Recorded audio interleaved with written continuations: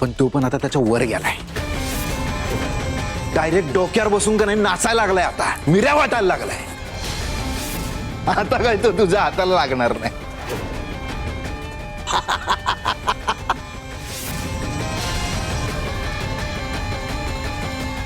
आता काय तो तुझ्या हाताला लागायचं नाही.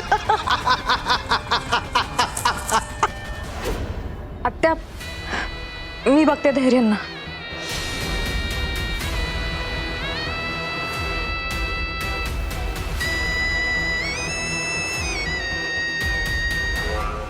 चल आई, चल तू. आई, अगं अगं ऐकून तर घे की नक्की झालंय काय.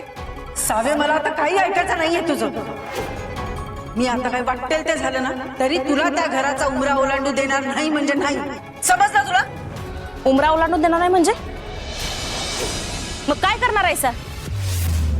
आयुष्यभर काय त्यांना हितच ठेवणार आहे सा?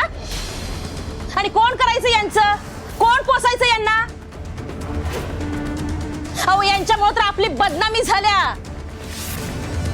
आणि तुम्ही यांना हित घेऊन आलाय सा? कशाला?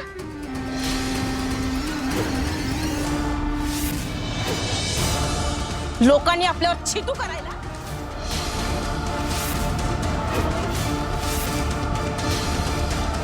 वहिनी, मी काहीही केलेलं नाहीये आणि कोर्टात मी निर्दोष सिद्ध झाली.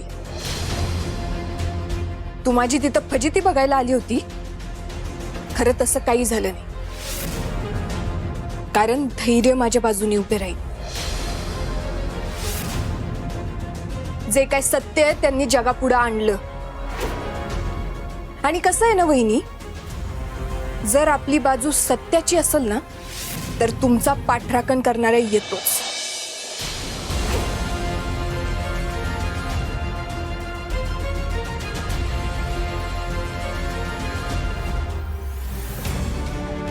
सावे,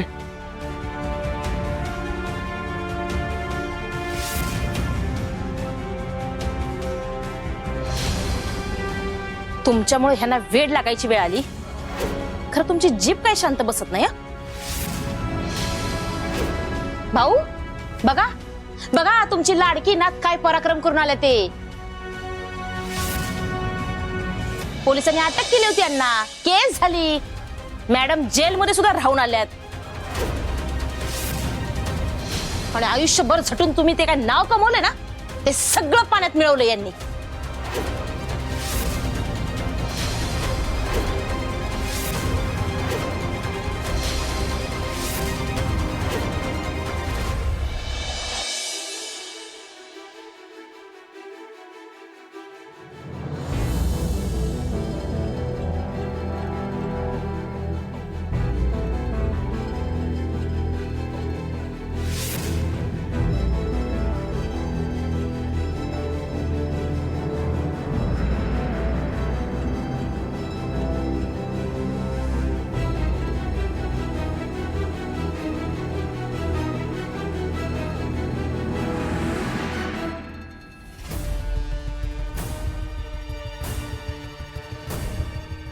धैर्य, हे घ्या, पाणी घ्या. नकोय मला. धैर्य, तुम्ही असं स्वतःला त्रास करून घेतलेला मला अजिबात नाही आवडणार. अजिबातच नाही.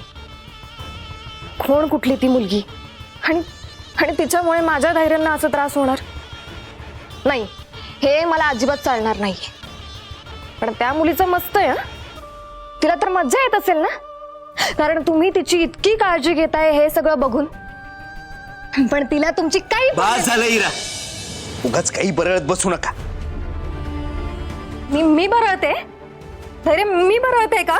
सांगा ना मला. इरा, बस. आत्ताच्या आत्ता निघायत ना. धैर्य, धैर्य, तुम्ही माझ्यावर आवाज चढवताय. म्हणजे जिच्यावर ओरडायला पाहिजे तिची काळजी करताय आणि जिची काळजी करायला पाहिजे तिच्यावरच ओरडताय. हे कसलं वागणं आहे धैर्य? नाही नाही, म्हणजे मला पण कळायला पाहिजे ना नक्की काय चाललंय तुमचं. धैर्य,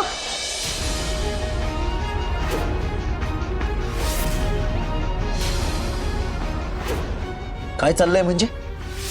काय चाललंय म्हणजे काय?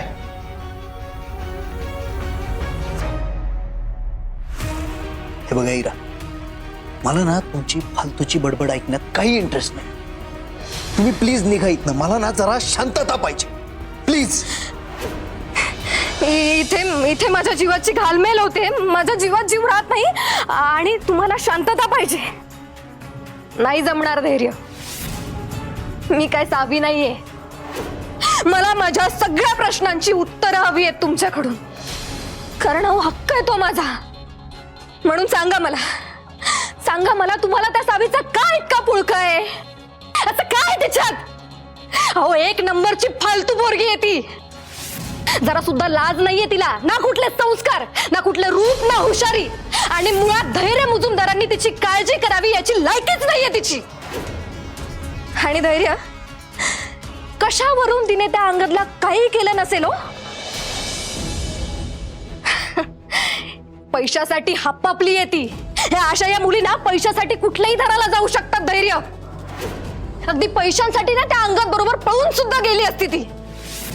धैर्य, मी तुम्हाला सांगते, एक नंबरची नीच, नालायक आणि व्याभिचारी पोरगी आहे ती.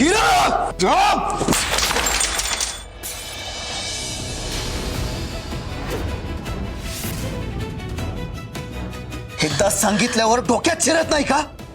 अजून किती डोक्यात जाणार आहात माझ्या? काय तर सावीला नावं ठेवताय. काय संस्कार नाहीये तिला? तुम्हाला आहेत का संस्कार? अक्कल नाहीये म्हणे तिला. तुम्हाला आहे अक्कल? साधा मेंदू नावाचा भाग तरी आहे का डोक्यात? सांगतोय ते शिरतंय. सांगतोय शांत बसा, शांत बसा. एवढी साधी गोष्ट कळत नाही, एवढा कॉमन सेन्स नाहीये.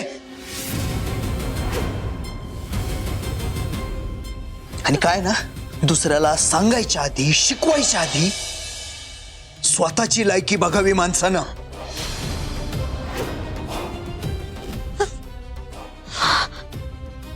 धैर्य, धैर्य, धैर्य, तुम्ही त्या फालतू मुलीसाठी माझ्याशी या भाषेत बोलताय? माझ्यावर आवाज चढवताय? काय तर मी डोक्यात जाते तुमच्या. मला अक्कल नाहीये, माझी लायकी काढताय?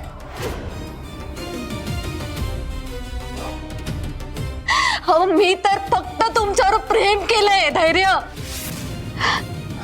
फक्त आणि फक्त तुमच्यावर प्रेम केलंय मी, आणि तुमचाच विचार केलाय. तोही आयुष्यभर. त्या सावीसारखी इकडे तिकडे तोंड मारत फिरली नाहीये मी.